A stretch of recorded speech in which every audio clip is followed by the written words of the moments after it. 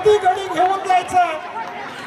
मला वाटतंय डमडम डाव चालवणं इतकं सोपं नाहीये सुशांत.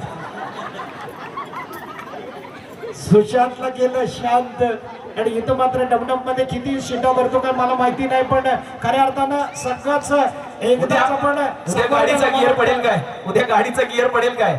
गिअर पडेल. सावरण्यासाठी मोठं कलेक्शन चाललं होतं. एकदा भरलं की एकदा 200-300 रुपयाचं कलेक्शन करूया, पण घडलं वेगळं. एक गडी निश्चितच या ठिकाणी टिपण्याची संधी होती. एक गडी जाऊन आपल्या प्रांगणामध्ये जाण्याची संधी. पुन्हा एकदा छोट्या मुलांची करामत.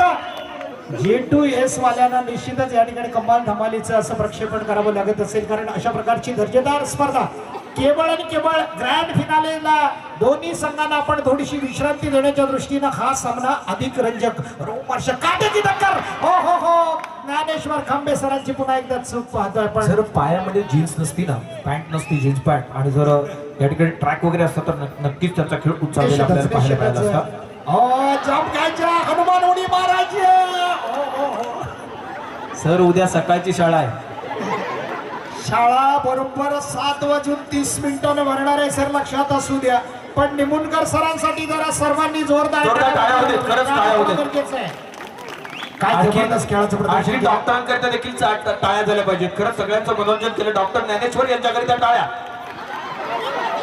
आणखी एक पकड, ज्या खेळाडूचं नाव आहे कुलदीप खांबे.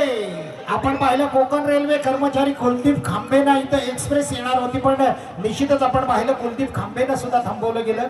मला वाटतं तो सिग्नल असतो त्यातला दीप, मला वाटतं त्यांचा विझूनच गेलाय कुलदीप खांबेंपैकी.